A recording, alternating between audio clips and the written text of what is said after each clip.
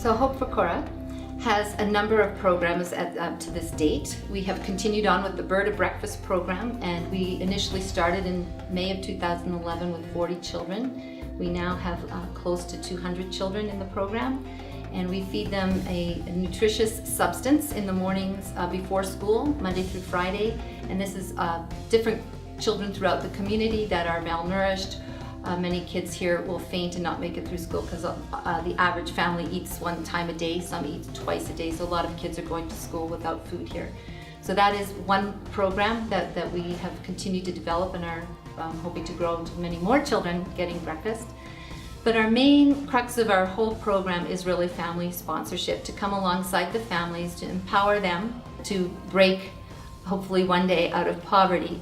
Our goal is we want to keep families healthy and together, really orphan prevention. There's so many kids in this community that don't have parents or have lost at least one parent.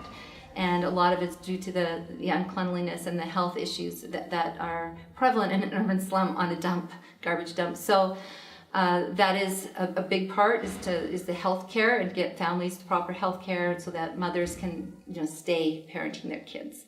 Our family sponsorship covers health care, get all the children go to school. Many of our families, the women were working at the garbage dump, scavenging for plastics and things that they could resell for pennies in order to pay for rent. And they would scavenge on the dump and get food in order to feed their family. And so once you're part of the program, they no longer are at the dump, or they no longer beg. Instead, now they have become a part of an income generation program, which is another aspect of our program where we're teaching different skills. Could be from basket weaving to jewelry making to sewing.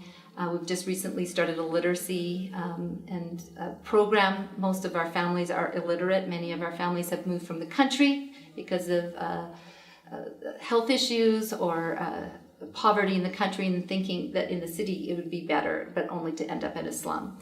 So we're trying to build skills into these women, as well as giving them a time where they can build community and self-esteem and being able to have some healing in a time where it's not moment-to-moment daily survival. So many of these women, the first time we'd ask them, what would you ever dream of doing? Well, that was a completely foreign question. They would never have allowed themselves to dream of anything, because every day is a day of survival, and can I get my children fed? Prominent fear, even for our women today, is what happens if something happens to me? I have no family. I have no one here. What happens to my children? That we're hoping to provide a place where there can be healing, where there can be strong bonds, support system amongst themselves. We have community meetings where they're beginning to learn how to save. We're trying to teach them how to save. We're hoping that they will be able to transition out of sponsorship, and that is part of a program that we're actually in development right now, because we're actually a relatively young program, and we've initially started 2011 July. So that is the transition, the direction that we're going. And with that, we have a daycare so that our women can have, so many little children can have proper care while they're here. And it's actually in the same facility. Upstairs we have the daycare. We have a kindergarten class for children and a kindergarten teacher.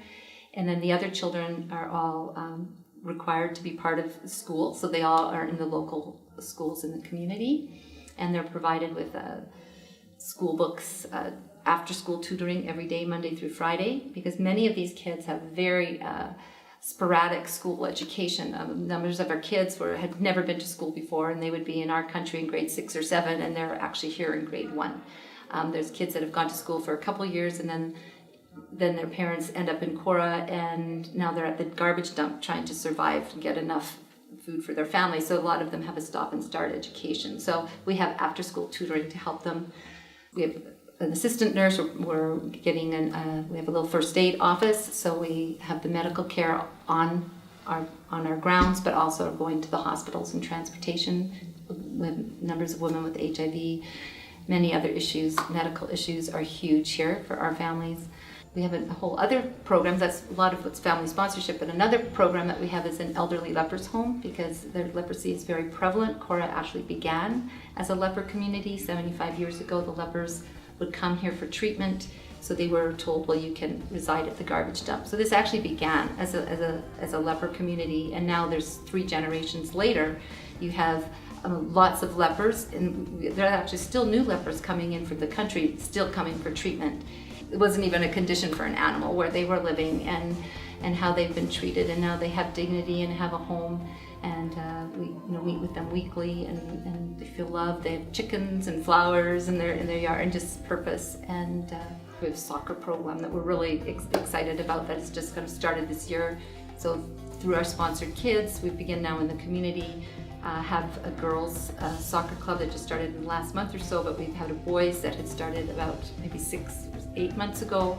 And so they are, that is something we're really wanting to develop, and would love to one day see actually some kind of a league here. But we say all the time, working together for hope, and that's what it's many people that have come together to what has happened today is really God, and many people who've come alongside the community of Korah, which we're really grateful for.